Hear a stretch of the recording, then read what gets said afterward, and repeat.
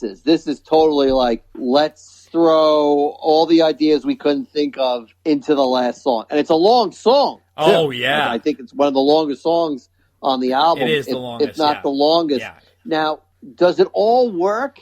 It doesn't fall apart. It's not a hot mess or anything like that. Right. I don't know if it 100% succeeds. Right. It's interesting. Yeah, sure. Like, for me, at least, I would always keep listening to it like, oh, where's it going now? Where's it going now? So it was interesting from that standpoint. But yeah, you're right. It's all over the place and a very interesting way to end the album. It is. It's memorable for sure. Now, the bonus track on the Japanese version is Sublime, and here's a clip. The love that is not love. A love can best be defined, subtle, sublime. This, much like Sam's, is almost like a demo. The music is nice, the vocals a little light and meaningless, and then Cherone is like mumbling through the lyrics, and then they get into like some sort of spoken foreign language track, which makes it kind of pretentious, and I would say, all right, leave it for as a bonus track, because this one's not so great. What did you think of Sublime, Dave? Was this also the bonus track on the EP? It was a bonus track because on the there EP? was an acoustic track. No, I don't think it was. No, I I think don't the think bonus so. track on the EP. Man, I have not listened to that EP in a long time. I know, and I should it's have. forever but ago. I think the bonus track on the EP is "Need I Say More," which is a nice acoustic song. That's a totally different, yeah. Yeah, that's a different song. Sublime. Well, you know what? I can't even comment on it because I haven't heard it. Okay, so no problem. I'll have to defer to you on that one. That's okay. So now, as a wrap-up for this album, this was a very big, artsy risk for Cherone, but the truth is, he really had nothing to lose at this point. I mean, the whole Extreme thing was over, the whole Van Halen thing was over, so it was clear this was sort of his time to do his pet project that he always wanted to do. Soon after this, Extreme would reform after Nuno Bettencourt and Gary to realize that they are better off together than apart. You feel like there's like half a good album here. Much like the Sam album, there's like half a good album, and you really need to look beyond the overproduction. But there are some good songs like No One and Thanks for Nothing, Left for Dead. There's a bunch of songs that are strong and they're interesting. Again, kind of a little bit too much electronica for my taste to kind of get through, but because I like Gary so much and because I like some of the guitar, I can kind of overlook it, but it really kind of gets in the way a little bit. It's definitely dated sounding because that early 2000s had that rocks mix with electronica. It was a very brief period when that was going on. This is kind of a post-grunge thing where that kind of stuff was happening, but this is definitely like one big art project for Gary. Different from the Sam album. The Sam album was definitely Sam kind of getting back in his solo shoes, but he's like not fully sure what direction he's going. And I felt like Sam purposely steered away from rock because of Van Halen.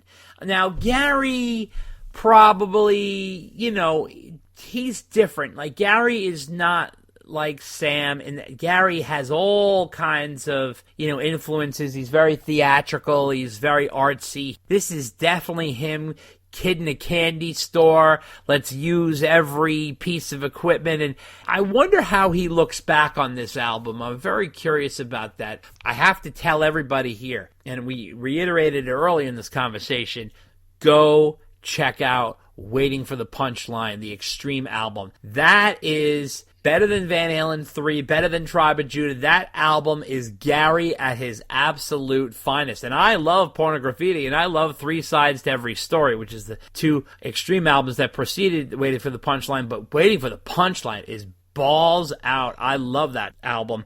So definitely check that out. And I'm not saying don't check this out. This is available on streaming, and this is available on iTunes and stuff like that. But this is an interesting album. It really is. And it's certainly, if Van Halen 3 left a bad taste in your mouth and you're not a fan of Gary, then maybe you want to steer clear of it. But I think it's interesting. I like it. There's a lot of interesting stuff here.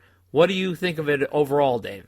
I like it, and I liked it more than I thought I would. Okay. Again, it's not my style of music, but he executes it very well. He does. And I listened to it quite a bit when it came out. It wasn't like one of those things you listen to it 2 or 3 times and you're like, all right, yeah, whatever. It was a go-to album for me when it came out. I think it's worth listening to.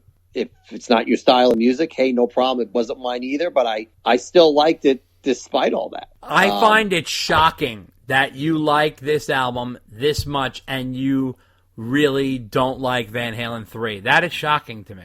I think this album is executed way better than Van Halen 3. Well, there's Van a lot. Halen 3 has half-baked ideas that just did not work. This album has ideas that are fully baked and work, and the songs are there, and the music is there. I mean, I'm not a lyric guy, like I said, but he's got the lyric ideas there. I think this album succeeds much, much better than Van Halen 3. Okay. And I think it succeeds better than Sammy's Marching to Mars album as well.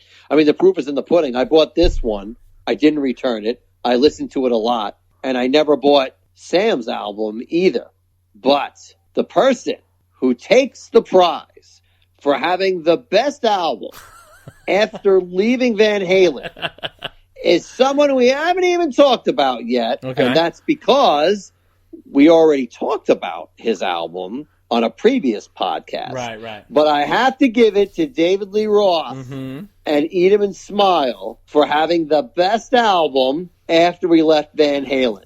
Because for me, it's not a podcast unless we have a Sam versus Dave conversation. Of course. And now we get to throw in Gary, too. Yep. Oh, I'm ecstatic.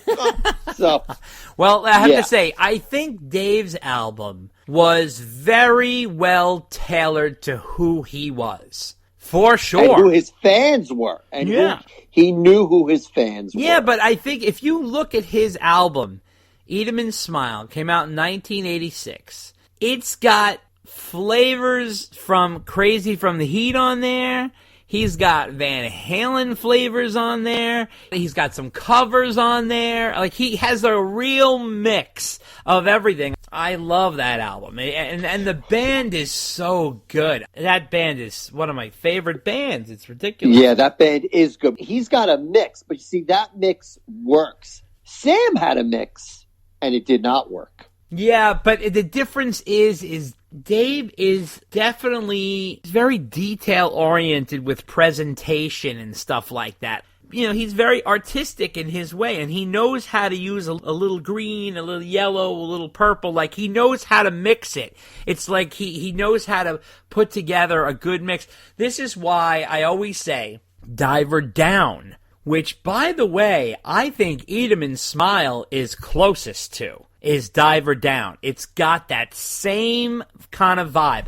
Little bit of this, little bit of that, little bit of rock, little bit of covers. It's got that same kind of vibe. And it's a party album, and it's a fun album, and it's an album you can throw on and listen to beginning to end, and it's tight and right, and it has that kind of cohesiveness. And Dave was heavily involved with Diver Down. I agree. It has that party element to it. There's something of the spirit of Diver Down that is similar to the spirit of Eat 'Em and Smile. It's hard to put a finger on it. They're kindred spirits, those albums, for sure. That's definitely for sure. I mean, and don't get me wrong, I love 1984 too, but I'm just saying that Diver Down album, and everybody always fucking shits all over it, which is so ridiculous, because that album is really, really fucking good. And there's some great stuff on there. And that is not any less than with the other albums. I think it stands right in there, and I love it.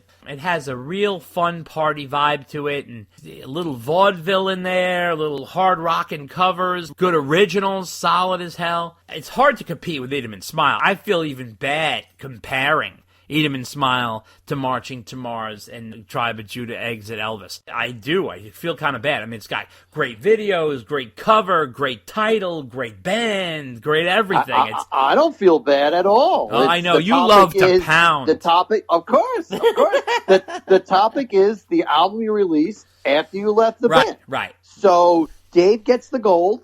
Gary gets the silver, and Sammy gets the bronze. Okay, and we will leave it at that, and we are on to our interview with Billy Sheehan, and we feel very sorry for Billy.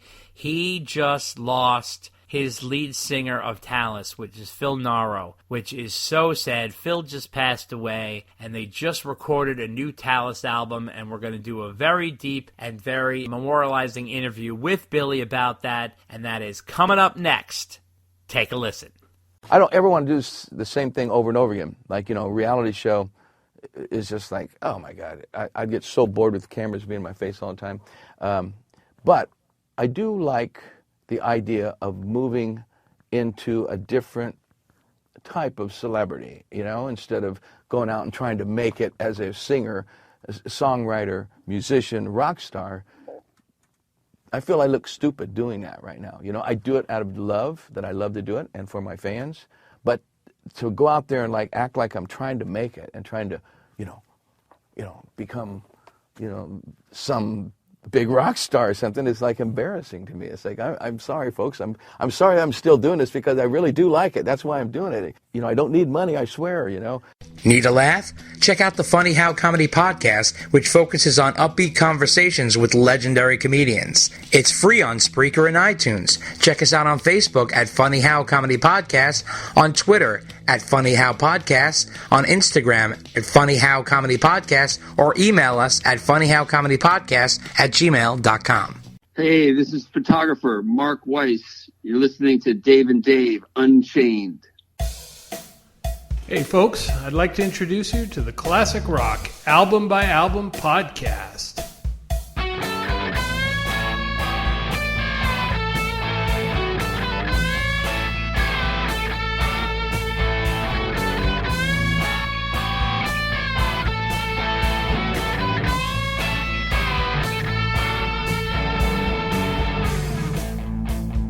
Welcome to the Classic Rock Album by Album podcast, where no stone is left unturned in the show's epic quest to review and dissect every single rock album ever made.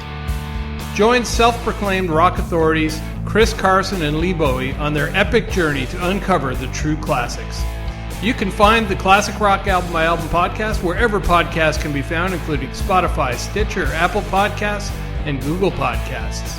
Our website address is classicrockalbumbyalbum.libsyn.com. That's LIBSYN.com.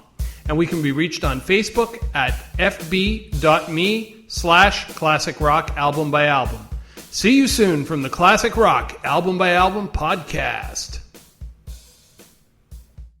Wake up, if there's something you want to do it right now. Don't wait till tomorrow. Okay, Billy, how are you, man? I'm sorry. So sorry about Phil. We're heartbroken about it. Yeah, it was a tough break. He was a really wonderful man and loved by everybody. Absolutely. Dave and I saw you guys at the Iridium. I guess it was March of 2019, right, Dave? Yeah.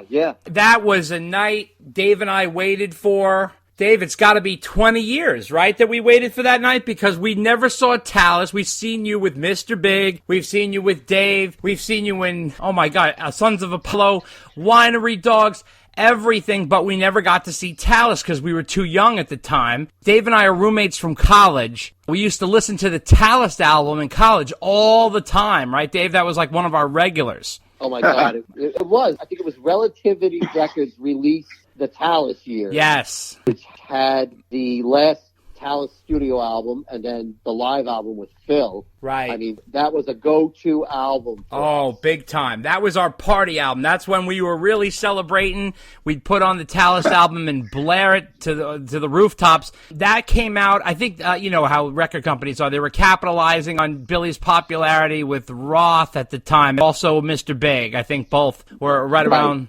88, I think it was. So, and so that was the album. So this is unfortunate circumstances. So tell us, in terms of Phil's passing, was it expected or was it sudden? Well, we knew there was a big problem. You know, anyone that's gone through this knows you can't start to clarify and verify